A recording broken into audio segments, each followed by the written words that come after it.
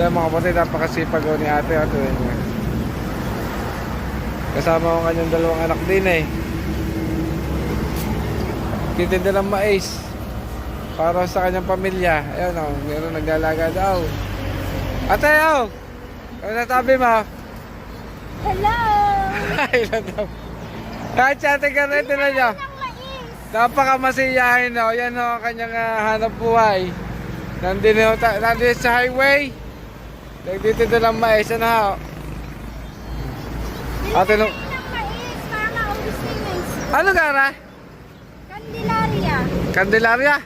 Yan, at si ate taga Candelaria, yan. Punta kayo dito. Pagka ko kayo napadaan din eh, yun yung bilhan ng mais. Ay, tuwa-tuwa. Oh. Yan lang ang hanap buhay mo. Ito lang po. Tapos, saan ka na ako ng mais?